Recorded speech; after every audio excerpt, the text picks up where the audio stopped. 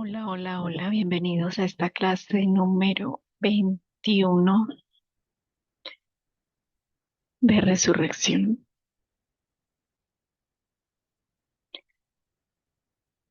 Estamos leyendo los testimonios del libro de la resurrección de las personas y la vida eterna es ahora nuestra realidad de Grigori Grabovoy, un libro que sacó en el 2001 sobre sus experiencias sobre la resurrección. Y ahora estamos leyendo los testimonios. Nos quedamos la semana pasada, la clase pasada, en la mitad del segundo testimonio. Vamos a seguir leyéndolo y vamos a seguir entrando en este espacio de vida eterna y resurrección para las personas a las que hemos querido hacer por el cual hemos querido hacer este trabajo de resurrección, para todos los seres que así lo elijan, todos los desencarnados que estén en un estado de astral y quieran aprovechar la luz de este trabajo para elegir su resurrección, ya sea por reencarnación o por regresar al mundo físico en las mismas circunstancias, con el mismo cuerpo en el cual se fueron.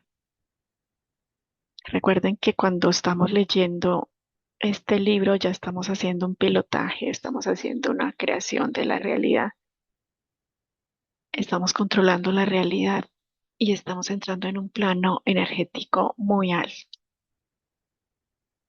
en donde toda la información se armoniza. Entonces, tomen su objetivo, eh, tengan en cuenta la persona por la cual están haciendo este trabajo, colóquenlos en su visualización y reciban toda la información multidimensional que hay en estos testimonios, toda la luz y la conciencia. Entonces, sigamos con la lectura de la declaración del segundo testimonio. El 16 de enero de 1999, mi hijo Dimitri, nacido en 1965, y mi nieto Mijail, nacido en 1985, me contaron concordadamente que al despertarse a las altas horas de la noche, mi hijo Dimitri había visto a Valentín vivo junto a la pared opuesta a la de la cama, en el punto donde estaba una grande fotografía de un león. Mi hijo Dimitri cerró los ojos y los abrió otra vez. Valentín estaba siempre en el mismo lugar. Entonces mi hijo despertó a mi nieto Mijail y quedó convencido de que mi nieto también veía a Valentín. Estamos leyendo el testimonio de una mujer que contactó a Grigori Grabovoy para que resucitara a su hijo Valentín, que había sido asesinado unos meses atrás. Y este fue el testimonio que ella dio. De los principios generales de resucitación se deduce que si la resucitación tiene lugar en presencia de los parientes cercanos, en este caso de Dimitri y Mijail, la velocidad de resucitación aumenta facilitando el acceso de la zona de salida de los que están resucitando. Recuerden que habíamos hablado en la clase pasada que la zona de salida o la primera zona es esa parte en donde se encontraba el cuerpo físico enterrado, en donde ellos dan sus primeras manifestaciones de resurrección. En este caso se había movido la tierra de la tumba de adentro hacia afuera y también su madre lo había visualizado con cordones que la jalaban y ella sentía el peso de cuando él salía de la tumba. La resurrección ocurrió en presencia de estos dos testigos, los cuales vieron a Valentín vivo en el sitio donde estaba una gran fotografía de un león. Es bastante importante aquí la presencia en la zona de resurrección de la fotografía de un representante del mundo animal, pero en el lugar de la fotografía habría podido estar un gato vivo o un perro o cualquier planta. En el análisis del caso de resucitación precedente he tocado ya a esta cuestión. La presencia de algún otro objeto conduce a la dispersión de la atención de la persona y consecuentemente a la disminución de la sobrecarga psicológica, favoreciendo la aceleración de la resucitación. También habíamos hablado que el resucitado controla la forma en la que se le presenta a los familiares, tratando de no causarles ningún trauma ante el acercamiento y que ellos miran la manera de acercarse y de presentársele a sus familiares. Entonces, en consecuencias, entonces podemos constatar la existencia de siguientes leyes. En primer lugar, para que la resucitación se acelere, es necesario que la mayor cantidad posible de gente desee la resurrección de esa persona.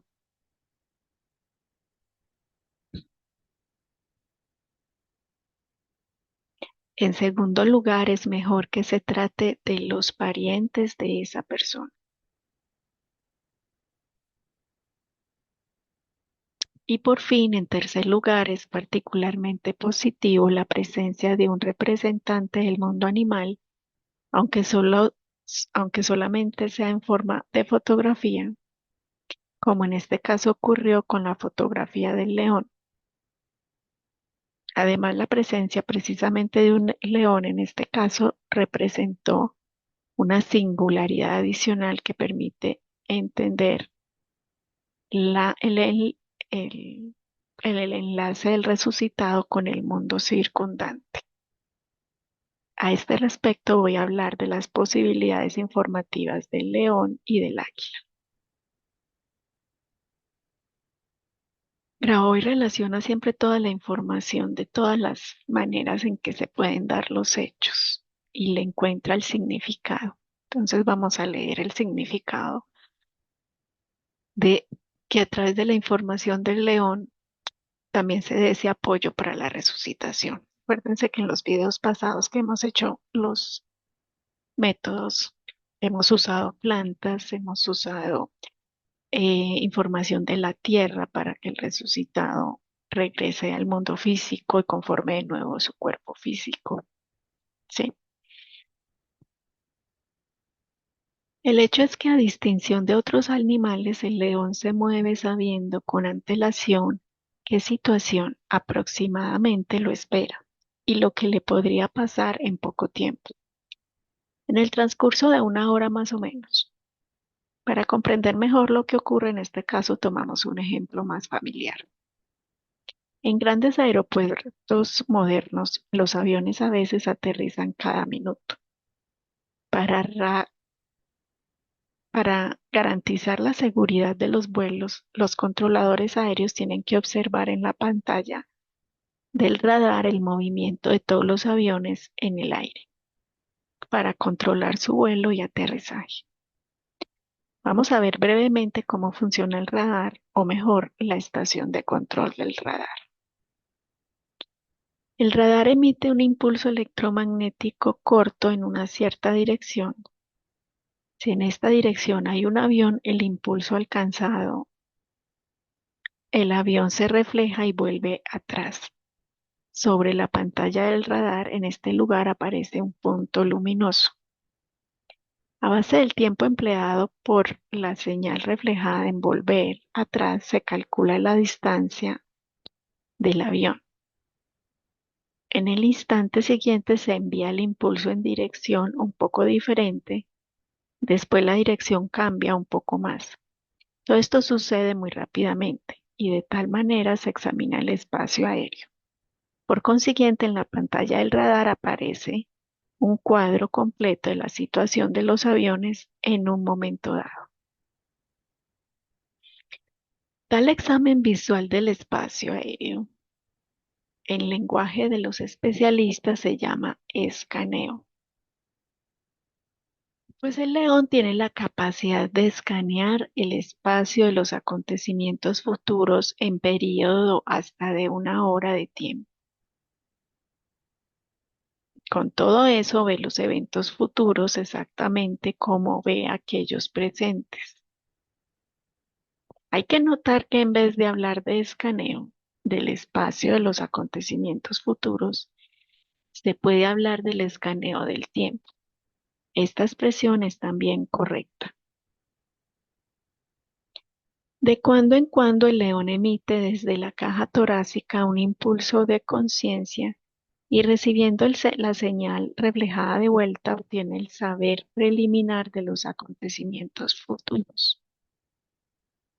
Este primer impulso se forma en la región del estómago del león. Se refleja de las paredes del estómago, pasa por el cerebro y se emite al exterior aproximadamente al nivel del estómago.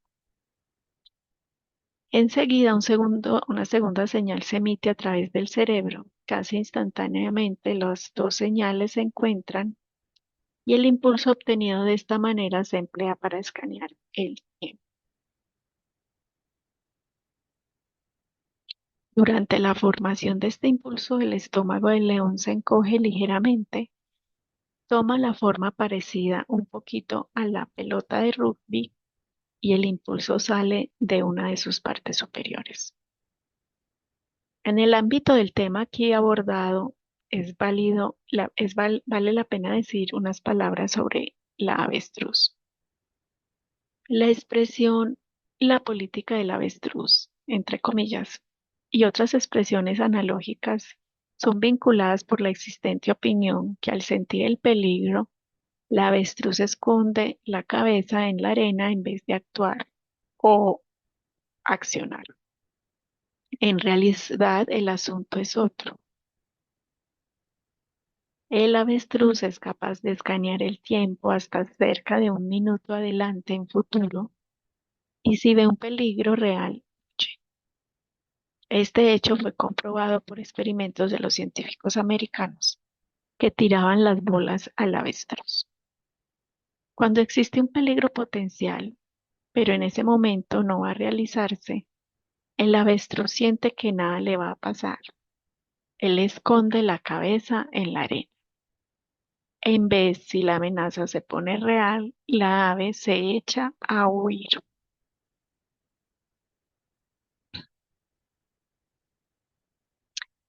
Volvemos a hablar del león. El león escanea el tiempo por una hora adelante. Si en vez de una hora mirara el futuro por el periodo, por ejemplo, de una hora y 20 minutos, a causa de movilidad menor, empezará a perder la forma y es difícil que un león se lo pueda permitir. Es necesario decir que desde un cierto punto de vista el escaneo de los acontecimientos futuros por el león es totalmente diferente del escaneo del espacio aéreo por el láser. El impulso emitido por un radar es un segmento de una onda electromagnética. Se mueve en el espacio a la velocidad de la luz. Cuando el impulso de conciencia emitido por el león no se mueve en ninguna dirección y no se propaga, no se produce ningún movimiento. Este impulso enseguida instantáneamente se forma en el punto donde el león quiere dirigirse. El impulso se forma en aquel punto y se refleja de aquel punto después de haber escaneado todo lo que está a su alrededor. Sin embargo, para la señal reflejada, a distinción de lo que ocurre con la señal directa, existe el concepto de difusión ondulatoria.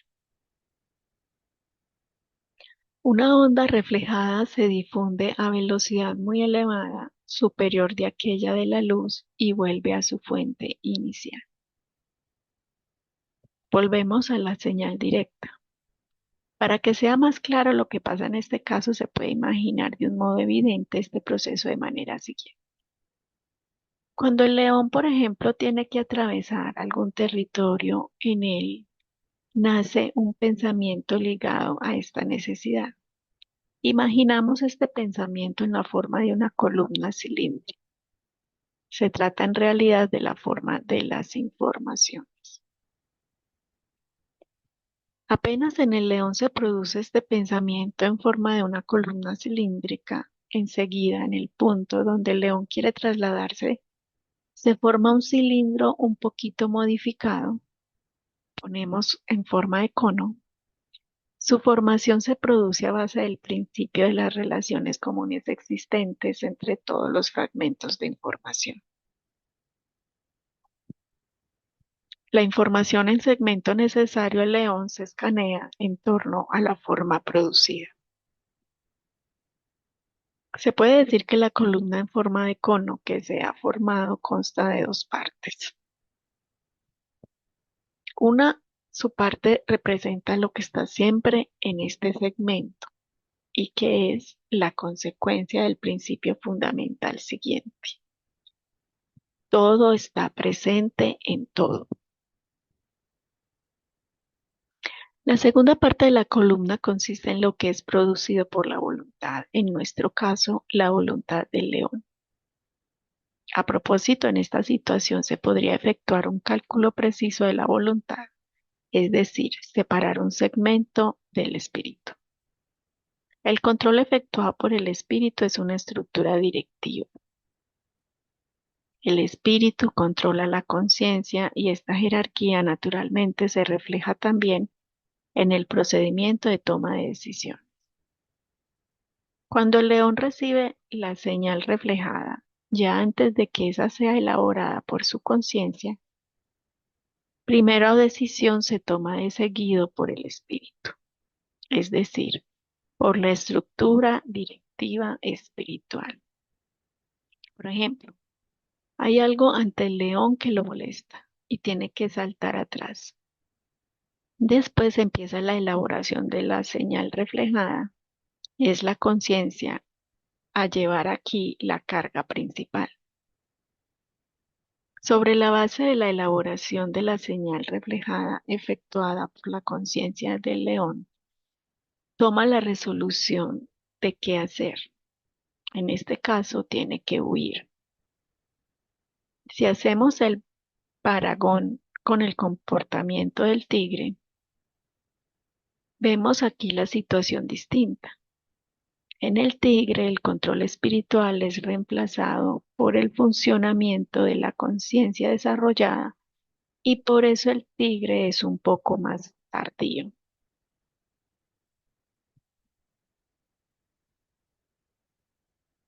Notamos que el león es considerablemente superior al tigre, como a los demás animales también, en lo concierne a la dirección espiritual.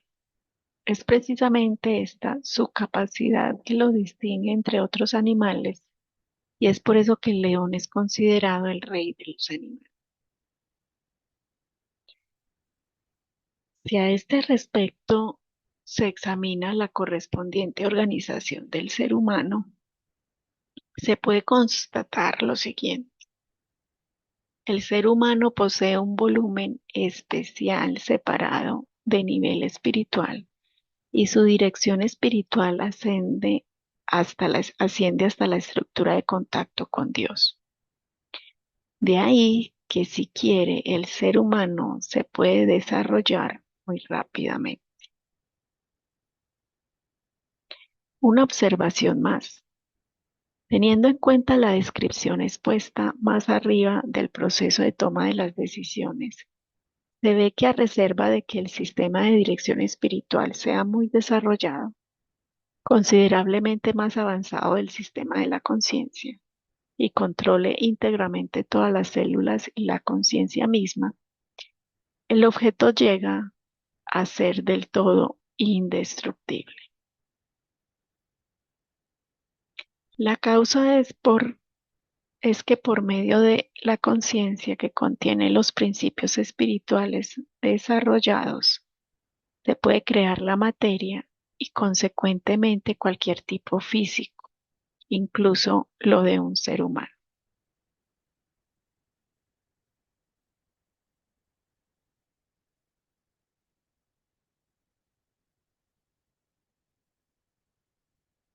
Ahora pasamos a un otro representante de los pájaros de verdad excepcional, que hemos citado en la introducción, el águila.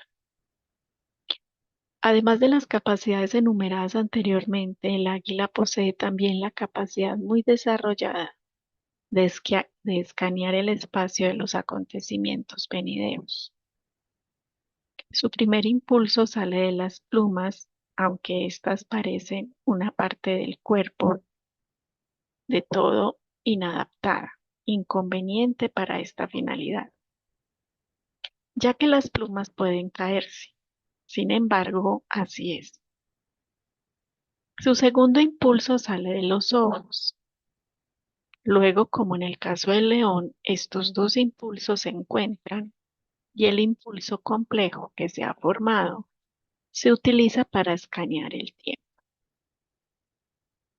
Prácticamente ninguna otra parte del cuerpo participa en la creación del impulso. Si el águila tiene los ojos cerrados, él envía un sistema de señales paralelos y entonces, para hacerlo, utiliza el cuerpo. Otros pájaros no son capaces de hacer esta operación. Por eso, si algunos tipos de pájaros domesticados se cubren los ojos, por ejemplo, a las águilas reales o a los halcones, ellos no pueden efectuar el escaneo, así pues prefieren no volar. Ahora hablaremos del tiempo. Cuando el águila escanea el espacio de los futuros acontecimientos venideros, hasta una hora adelante, tiene una visión sumamente amplia, ve a ella misma, ve todos los procesos, va determinando precisamente las interconexiones, analizando todo en complejo. La percepción de todo eso tiene lugar gracias a la ayuda de clarividencia, es decir, de la vista irracional. Por lo que concierne a la media hora siguiente, el águila continúa viendo claramente como antes a ella misma y a algunos acontecimientos, pero el fondo va poniéndose diferente. El águila se distingue bien a sí misma durante el periodo hasta 5 horas e incluso 7 horas. Se puede decir que a partir de este pájaro, como si tendiera un hilo en el espacio, y por medio de él, el águila llega a sentir, por ejemplo, si en algún sitio hay un peligro y no vuela en aquella dirección. Unas especies de águila utilizan la visión irracional aún simplemente para orientarse durante el vuelo. Además, en este caso ven de manera más clara que con los ojos. De todos modos, se emplea raramente este tipo de orientación porque se produce un esfuerzo excesivo del tejido óseo. Hay que añadir que el águila domina perfectamente también la teletransportación. Observando el vuelo de los pájaros se puede ver cómo a veces ellos se dejan caer abajo y sin alcanzar el suelo suben de nuevo, gracias a la fuerza aerodinámica. El albatros es un ejemplo excelente de este tipo de vuelo, acelerando mientras va cayendo y el instante mismo antes de tocar la tierra, da vuelta contra el viento y sube otra vez al aire. Sin duda el águila también puede hacer lo mismo, pero ahora nos interesa otro método utilizado por este pájaro. Fue observado que a veces el águila cae a plomo, luego parece que va a estrellarse eh, irremediablemente contra la tierra y es la impresión producida del exterior y enseguida vuelve a subir a gran velocidad. Se solía pensar que después de haber aterrizado hiciera un empujón fuerte y gracias a este empujón consiguiera despegar a gran velocidad. Sin embargo, se fue reconociendo que no es así. Las imágenes grabadas por los científicos australianos testimoniaron que en estos casos el águila no toca el suelo en absoluto. Este fenómeno se quedó como un enigma. En realidad el águila ve el futuro y sabe dónde habría volado después de haber alejado, dónde volar después de de haberse alejado de la Tierra y se le teletransporta enseguida allí. Así que el águila posee también la capacidad de utilizar la teletransportación.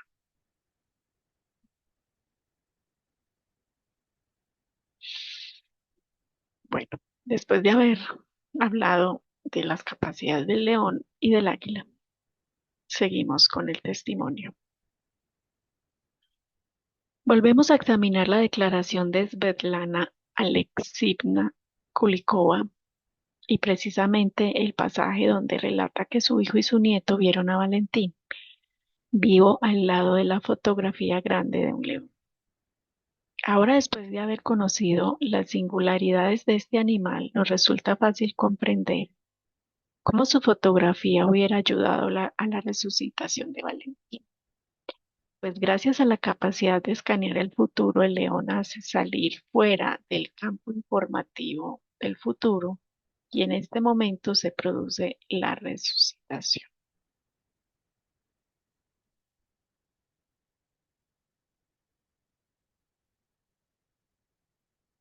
Perciba la energía, la conciencia, las señales de esto que le acabo de decir, acabamos de leer.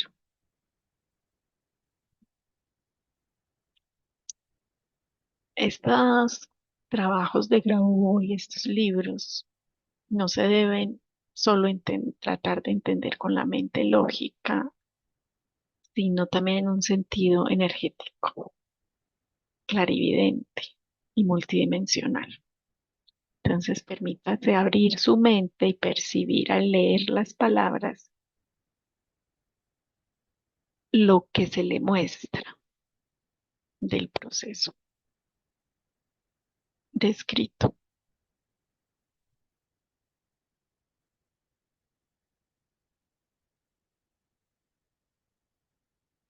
De esta manera, Dimitri, cuando abrió otra vez los ojos, seguía viendo a Valentín vivo.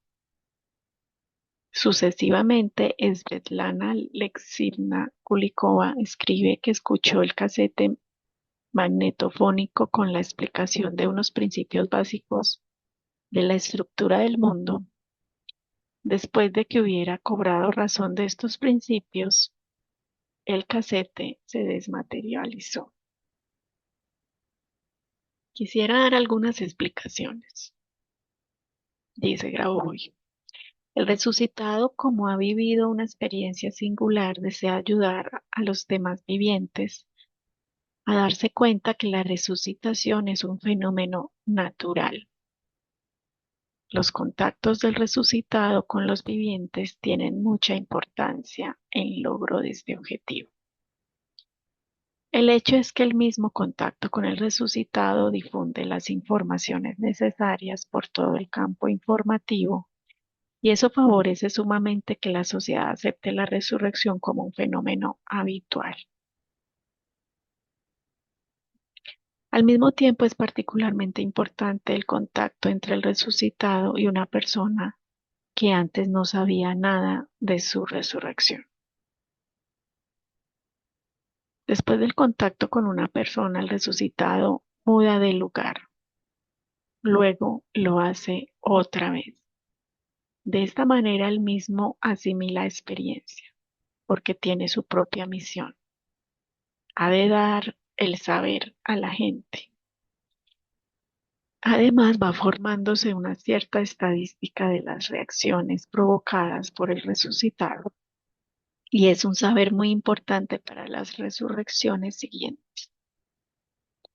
La misión de Valentín consistía en crear un sistema de conocimiento en su familia. En consecuencias, cuando su madre, después de haber escuchado la grabación, entendió los principios expuestos en ella, y en particular, por ejemplo, lo que el espacio es secundario respecto a la conciencia, el casete se desmaterializó. Aquí acabamos con el análisis de la declaración del 26 de enero de 1999. Pasamos al examen de la declaración siguiente, fechada el 26 de abril de 1999. Declaración de Svetlana Alexivna Kulikova, 26 de abril de 1999. Me he dirigido a Grigori Petrovich Grabovoi para volver a la vida a mi hijo Valentín, muerto, fallecido. Declaro que Grigori Petrovich Grabovoi es de verdad capaz de resucitar a las personas muertas. Me he dirigido a Grigori Petrovich Grabovoi el 24 de diciembre de 1998 para pedirle que resucitara a mi hijo Valentín, nacido en 1967 y fallecido en 1993. El 16 de enero de 1999, mi hijo Dimitri, nacido en 1965, y mi nieto Mijael, nacido en 1985, me contaron concordadamente que al despertarse a altas horas de la noche, mi hijo Dimitri había visto a Valentín vivo junto a la pared donde estaba una fotografía de un león. Mi hijo Dimitri cerró los ojos y los abrió otra vez. Valentín seguía siempre en el mismo lugar. Entonces mi hijo despertó a mi nieto Mijael y quedó convencido de que mi nieto también veía a Valentín. Mi hija Katia me contó que a principios del mes de abril de 1999 Valentín vino a ella y le dijo que habríamos vivido unos grandes cambios positivos. Valentín vivo habló conmigo por el portero.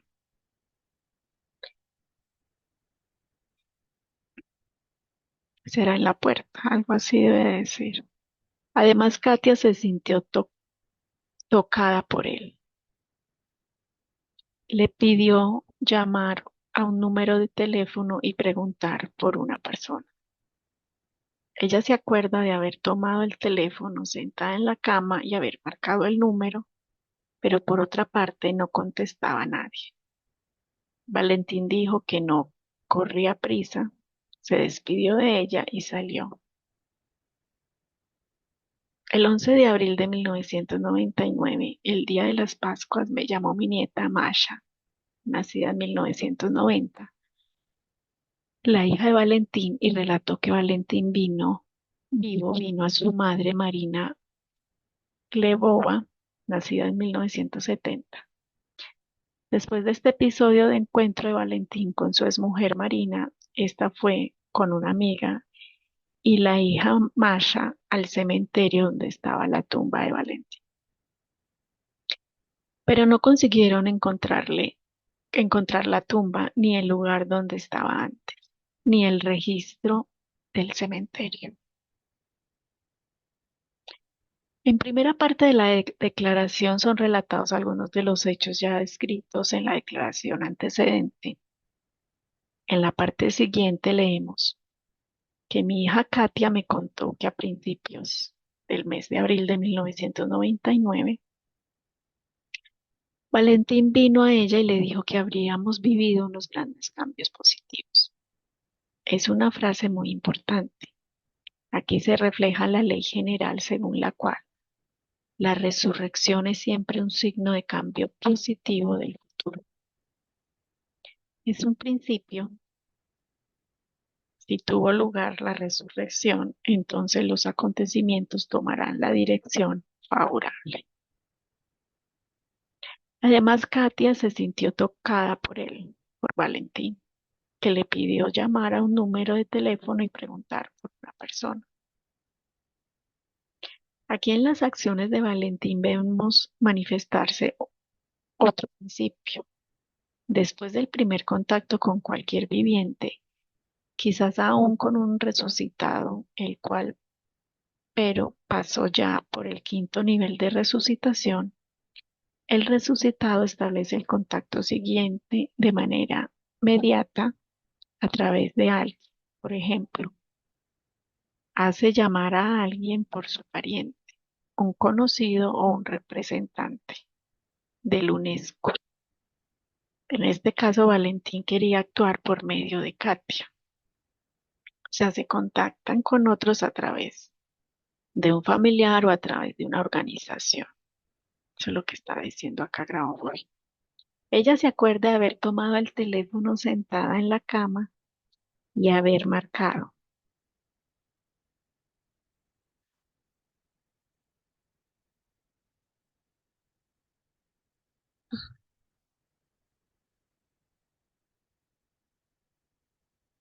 Pero por otra parte no contestaba a nadie.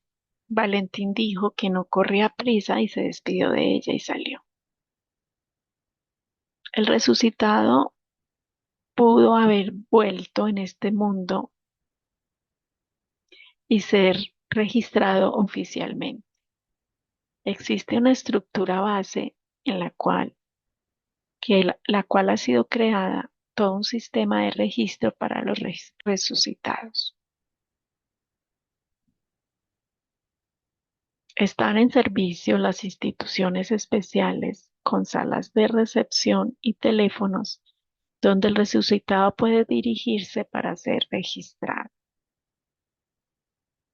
El rasgo particular de estas instituciones es en su propiedad de subsistir en un espacio doble. Son visibles para los resucitados y para quien trabaja con ellos, pero no siempre para la gente común, aunque la videocámara puede registrarlos. Estas instituciones no fueron fundadas por las personas ordinarias, las cuales no tienen nada que ver con su creación. No obstante, los edificios en los cuales están situadas por exterior parecen iguales a los construidos por la gente ordinaria.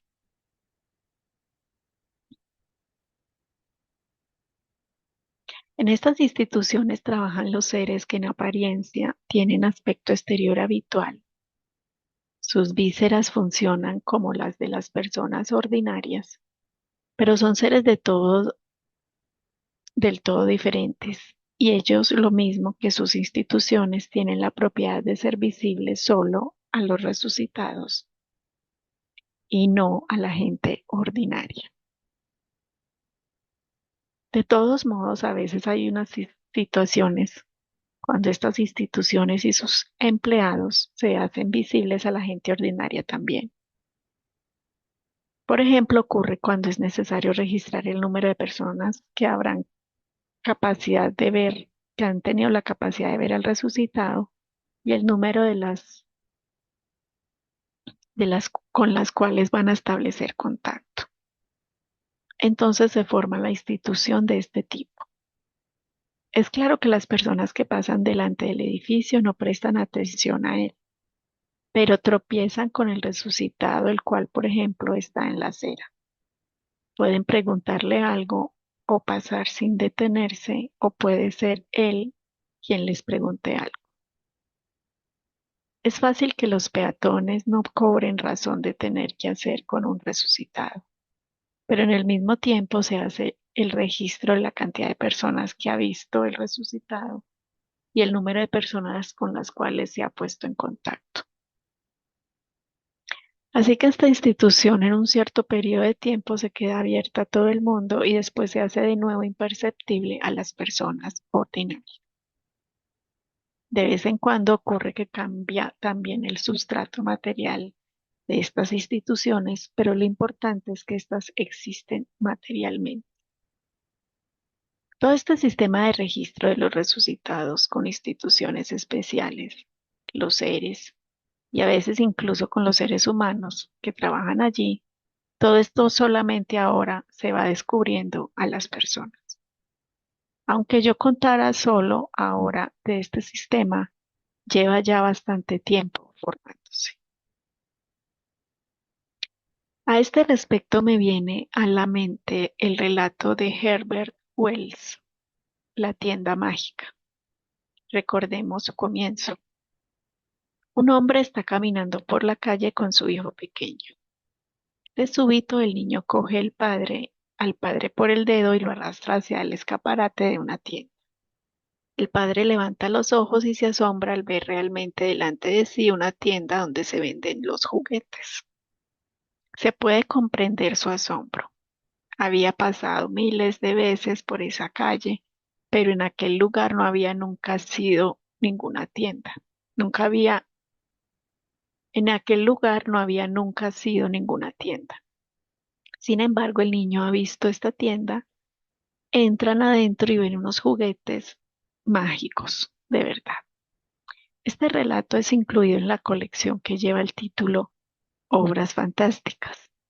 En efecto, como se puede ver, nuestra realidad viva, nuestra actualidad excede infinitamente a cualquier fantasía, sobre todo tomando en cuenta todo lo que la gente todavía tiene que descubrir. Así, una vez resucitada para las personas, se pone la cuestión del registro. Los entes de los cuales acabamos de hablar reciben al resucitado después de la resurrección. Saben todo sobre él, tienen las informaciones completas, sobre todo procuran al resucitado los números telefónicos de sus oficinas y una vivienda, por si acaso toma la decisión de aprovecharla. El resucitado es dueño de su vida, decide él mismo dónde vivir, si quedarse en casa de los parientes o no. Elige él mismo lo que es mejor para él. Esta elección depende mucho de comportamientos de los parientes, de su reacción a la resurrección. Sería deseable elegir para el registro un sitio no muy lejano de la persona con la cual el resucitado tuvo el primer contacto, es decir, no muy lejos del lugar donde se encuentra esta persona en el momento del registro. Tiene menos valor la distancia física hasta el lugar del primer contacto, aunque si en la medida de lo posible sería mejor que el registro se efectuara en una representación situada no lejos. El encuentro con cualquier viviente es la aceptación de pleno valor de la resurrección ocurrida. Si, por ejemplo, solo se saca una fotografía del resucitado sin establecer algún contacto con los vivientes, entonces una situación de este tipo puede ser considerada solo una etapa preliminar al reconocimiento de la resurrección ocurrida. El contacto personal es muy importante a causa del gran valor del contacto con los tejidos de un viviente. Entonces, es el encuentro con cualquier viviente a considerarse la aceptación de pleno valor de la resurrección ocurrida. Después se puede ya pasar al registro. Si el resucitado se presenta en una de estas instituciones con dos acompañantes, puede ser registrado enseguida y después, como se había ya mencionado, puede quedarse allí o volver a casa de sus parientes. Si el resucitado es acompañado por una sola persona, ocurre primero llamar al recibidor para consultar sobre lo que hay que hacer. La etapa final del registro es la obtención de los documentos. Con los documentos, el resucitado puede ya seguir con contactos en otro nivel. Hay que decir que al principio el resucitado mantiene interacción con estas particulares estructuras organizativas. El programa presupone que el resucitado participe durante un cierto periodo de tiempo en el proceso de salvación. Pues cuando Valentín pidió a Katia llamar a alguien por teléfono, estaba ejecutando una determinada misión encargada a él. Más abajo, Svetlana Alexievna cuenta que el 11 de abril de 1999, el día de las Pascuas, le llamó su nieta Masha, la hija de Valentín, y relató que Valentín vivo vino a ella y a su madre Marina Glebova. Después de este episodio de encuentro con Valentín, Marina fue con una amiga y la hija al cementerio donde estaba la tumba de Valentín. En curso de 5 años pasados, habían ido muchas veces allí y conocían bien el lugar, pero no consiguieron encontrar la tumba ni el lugar donde estaba antes, ni el registro del cementerio. Entonces, para empezar, contamos con cuántos parientes de sangre haya establecido el contacto Valentín. Primero fueron sus parientes Dimitri y Mijail, quienes lo vieron en una habitación delante de la fotografía de un león, y luego conversó con su madre a través de la puerta. Después tuvo un contacto directo con su hermana Katia, y por fin, cuando llegó a su exmujer, tuvo también un contacto con su hija Masha. Sumando todos estos casos, se llega a un resultado de 4 contactos a nivel de vista física.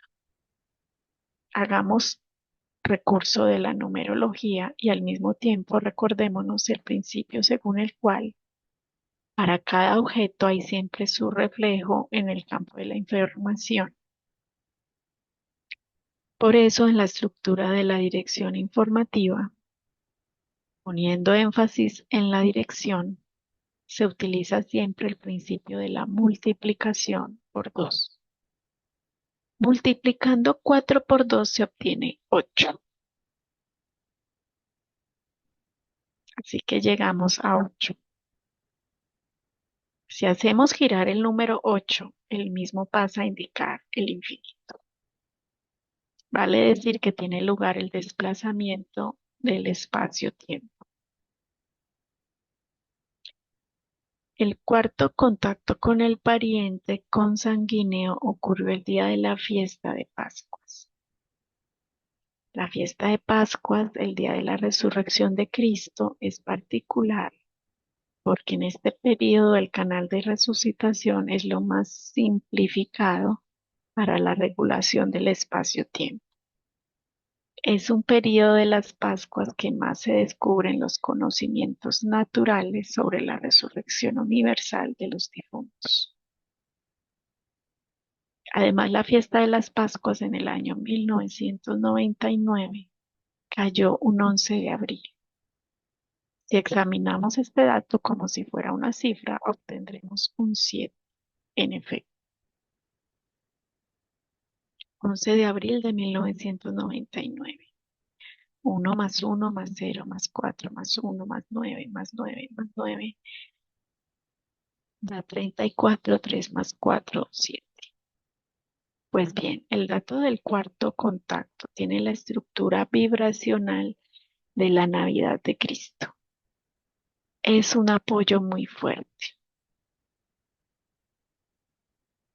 Aquí se ve claro la inmortalidad conseguida a través del nacimiento y la resucitación.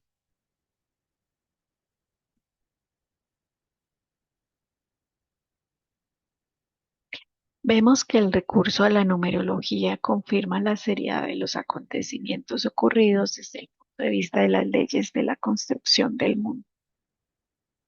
La desaparición de la tumba y del registro del entierro refleja la existencia de una de las leyes más básicas según la cual, en ciertas condiciones, un acontecimiento puede ser traído fuera de los límites de su realización. Es decir, que se puede reformar el acontecimiento entrando en el pasado y entonces el acontecimiento no está ya inscrito en el presente. En este caso fue posible trasladar el espacio-tiempo en aquella zona donde Valentín seguía viviendo tranquilo, y es por eso que en el cementerio era bastante en el cementerio se ausenta su tumba y en el registro faltaba la anotación del entierro. Es natural porque tuvo lugar un desplazamiento del espacio-tiempo en aquella zona, donde la persona estaba todavía viva, donde todavía no había muerto. Si bien hay que decir que la presencia de la tumba o su ausencia dependen hasta cierto grado del deseo del resucitado que se quede o menos la información visible a propósito del acontecimiento de su muerte. En efecto, en mi práctica he encontrado muchos casos cuando las informaciones sobre la muerte desaparecen. Además, la desaparición de las informaciones llegó a tal punto que nadie del círculo de conocimientos del resucitado se acordaba del hecho de su muerte. Así resultó que Valentín no había nunca muerto y por lo tanto hubo que efectuar un registro más. El primer registro a nivel físico había tomado nota del hecho de que él había sido resucitado, mientras el segundo certificaba que no había muerto nunca. Aquí hay que subrayar la siguiente circunstancia muy importante. Después de acabarse felizmente todos los acontecimientos, resultó que Valentín se acordaba bien de su propia resurrección, se acordaba de haber sido registrado como resucitado, se acordaba de todo lo que había ocurrido en el período cuando todavía no fue registrado el hecho de la desaparición de su tumba y del registro de su entierro en el registro del cementerio. Y además al mismo tiempo se acordaba de todos los hechos los cuales habían sido vinculados con la desaparición de su tumba, es decir, con el registro del hecho que no había nunca muerto. Se acordaba de todos los acontecimientos reales confirmados por muchos testigos.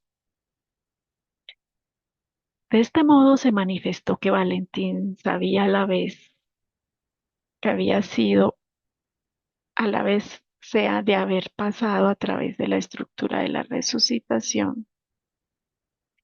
De este modo se manifestó que Valentín sabía a la vez de haber pasado a través de la estructura de resucitación, sea de haber pasado por la estructura de no realización del acontecimiento de la muerte. O sea, él sabía que había sido resucitado y a la vez que también había quedado como nunca fallecido. Aquí vemos un ejemplo de realización práctica de un principio que soluciona el conocido problema de la memoria de las reencarnaciones.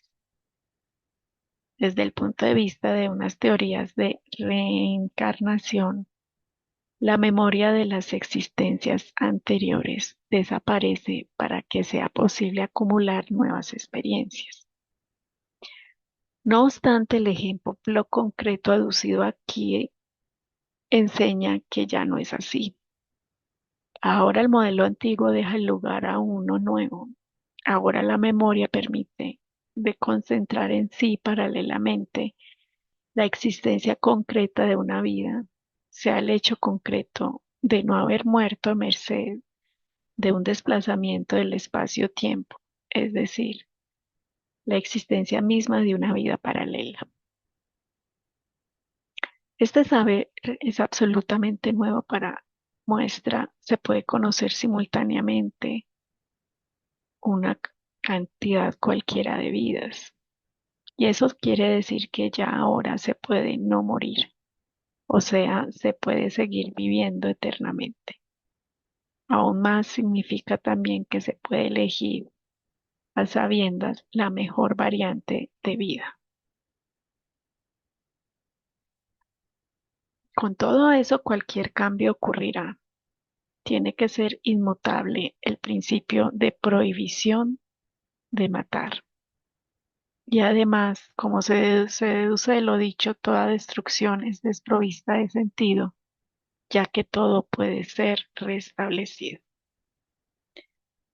En conclusión, podemos decir que a continuación todo acabó bien para el personaje principal de nuestra historia. Consiguió ordenar su vida privada y obtuvo éxito en el trabajo. En general, todo marchó como si la persona nunca hubiese muerto.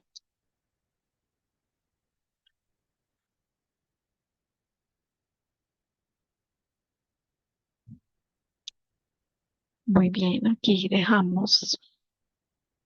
terminamos el testimonio número 2.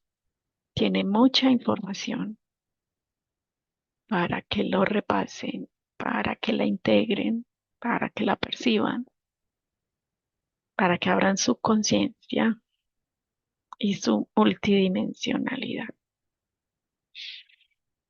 Chao, chao.